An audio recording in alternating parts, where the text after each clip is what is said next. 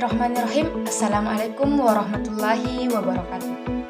Perkenalkan, nama saya Nurul Khofa Amran dengan NIM 20701220021 dari jurusan Pendidikan Matematika Fakultas Tarbiyah dan Keguruan Universitas Islam Negeri Alauddin Makassar. Di video kali ini saya akan menjelaskan materi Pitagoras kelas 8 SMP yang disajikan dalam bentuk video pembelajaran, yaitu PowerPoint. Baik, di sini saya akan menjelaskan mengenai teorema Pitagoras.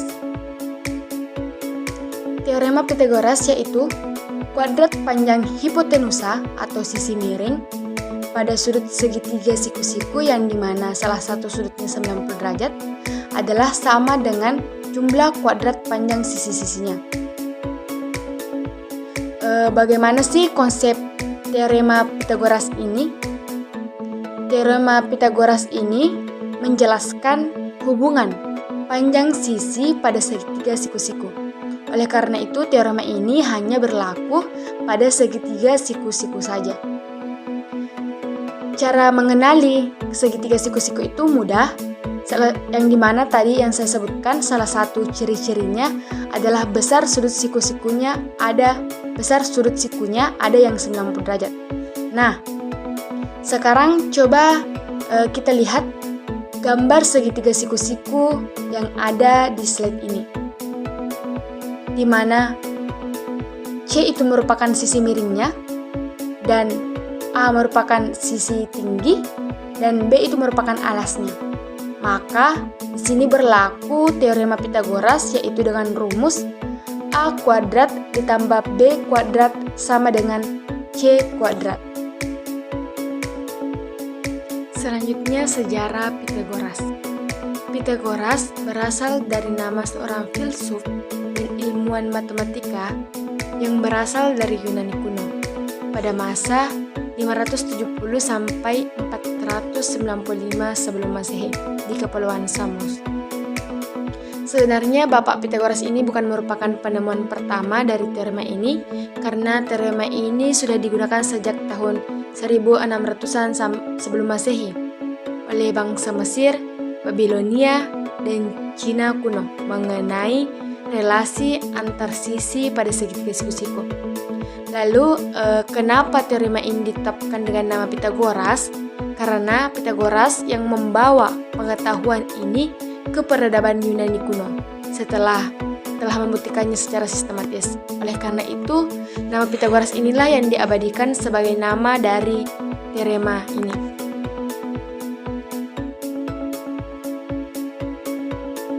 Selanjutnya, rumus Pitagoras ini sudah dikenal juga sebagai sebutan teorema Pitagoras, ditemukan oleh seorang filsuf, seorang ahli matematika, dan rumus Pitagoras ini digunakan untuk mengetahui nilai dari sisi hipotenusa atau sisi yang berseberangan dengan sudut siku-siku atau sisi miring.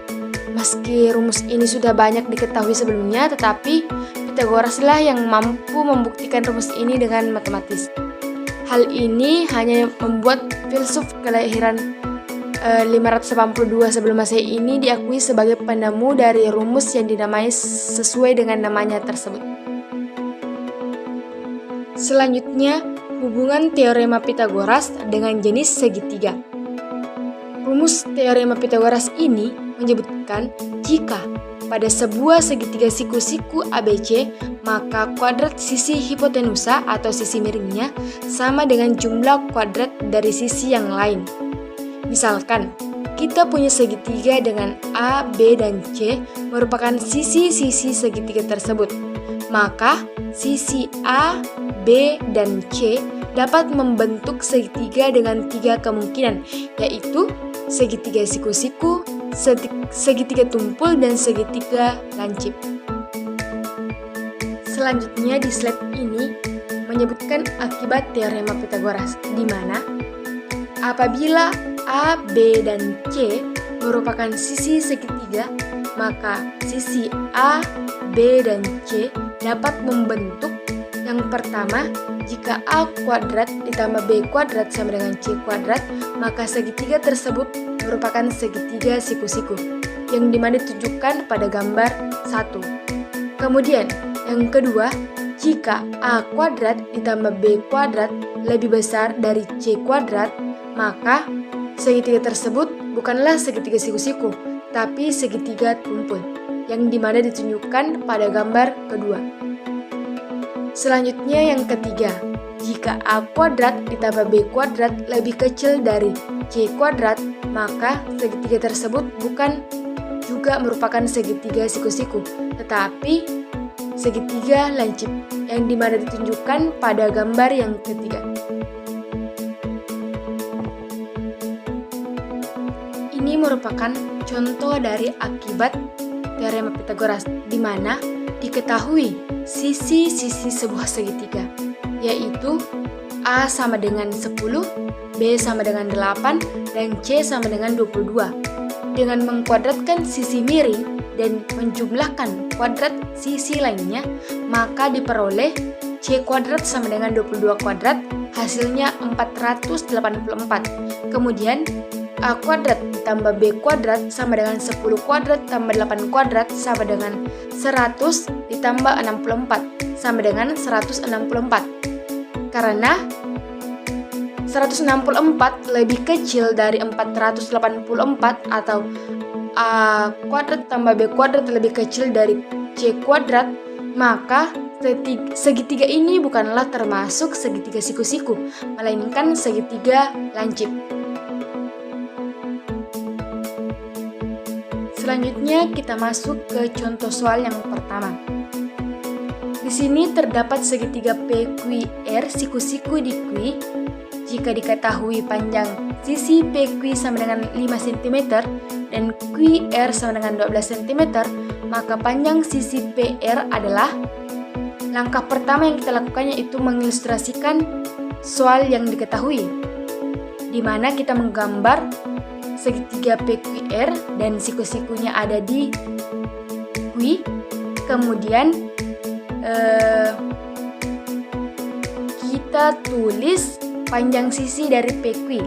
Jadi sisi tingginya itu PQ 5 cm, kemudian QR atau alasnya itu 12 cm, maka yang ditanyakan itu panjang dari PR atau sisi miringnya. Pertama kita masukkan ke rumus, jadi PQ kuadrat ditambah QR kuadrat sama dengan PR kuadrat. PQ kuadrat itu 5 cm, jadi 5 kuadrat ditambah QR-nya tadi 12 cm, jadi dikuadratkan 5 kuadrat ditambah 12 kuadrat sama dengan PR kuadrat.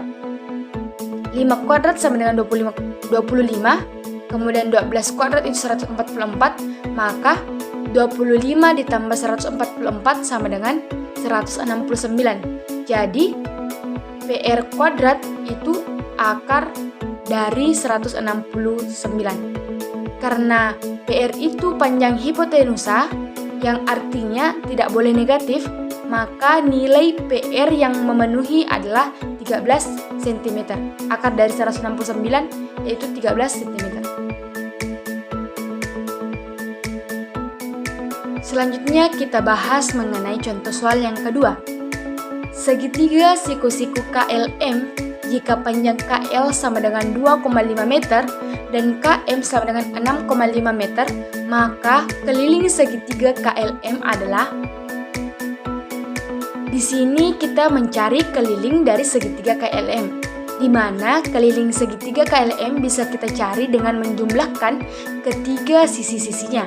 Berarti kita cari terlebih dahulu panjang sisi LM, kemudian menggunakan teorema Pythagoras.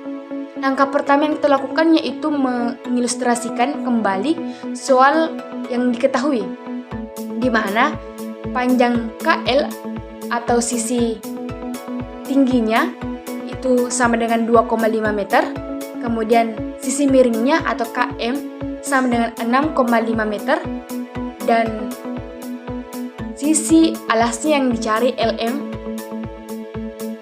Kemudian kita masukkan ke rumus Pythagoras, yang dimana KL kuadrat ditambah LM kuadrat sama dengan km kuadrat. Kemudian kita masing-masing kedua ruas kita kurangkan dengan KL kuadrat. Jadi KL kuadrat dikurang KL kuadrat ditambah LM kuadrat sama dengan KM kuadrat dikurang KL kuadrat. Jadi tinggal LM kuadrat sama dengan KM kuadrat dikurang KL kuadrat.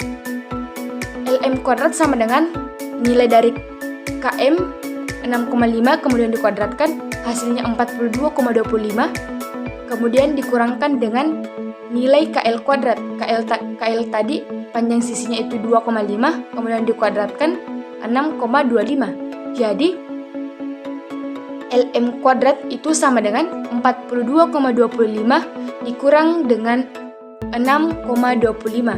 Jadi LM kuadrat sama dengan 36. LM sama dengan plus minus akar dari 36. Kemudian LM sama dengan plus minus 6. Akar dari 36, 6. Jadi panjang sisi LM adalah 6 meter. Karena semua sisi pada segitiga siku-siku sudah diketahui, KL-nya 2,5 meter, KM-nya 6,5 meter, dan LM-nya adalah 6 meter, maka keliling segitiga KLM adalah KLM sama dengan KL ditambah LM ditambah KM sama dengan 2,5 ditambah 6 ditambah dengan 6,5 sama dengan 15 meter. Jadi keliling segitiga KLM adalah 15 meter. Selanjutnya kita bahas mengenai contoh soal yang terakhir, di mana suatu segitiga siku-siku memiliki sisi kemiringan sepanjang 13 cm dan alas sepanjang 12 cm. Maka tentukan berapa tinggi dari segitiga siku-siku tersebut. Pertama kita ketahui sisi miringnya. Kita simbolkan dengan C sama dengan 13 cm. Kemudian alasnya kita simbolkan dengan B sama dengan 12 cm. Maka yang ditanyakan adalah A-nya, sisi A-nya. Kita masukkan ke rumus A kuadrat ditambah B kuadrat sama dengan C kuadrat. Masing-masing kedua ruas dikurangkan dengan B kuadrat, maka A kuadrat ditambah B kuadrat dikurang B kuadrat sama dengan C kuadrat dikurang B kuadrat. Jadi A kuadrat sama dengan C kuadrat dikurang dengan B kuadrat. A kuadrat sama dengan C kuadrat tadi 13 kuadrat dikurang B kuadratnya itu 12 kuadrat, maka 13 kuadrat itu 169 dikurang dengan 12 kuadrat itu 144. Jadi 169 dikurang 144 yaitu 25. Jadi A kuadrat itu sama dengan 25. Jadi nilai A sama dengan akar dari 25. Jadi A sama dengan 5. Maka tinggi dari segitiga tersebut adalah 5 cm. Mudah kan?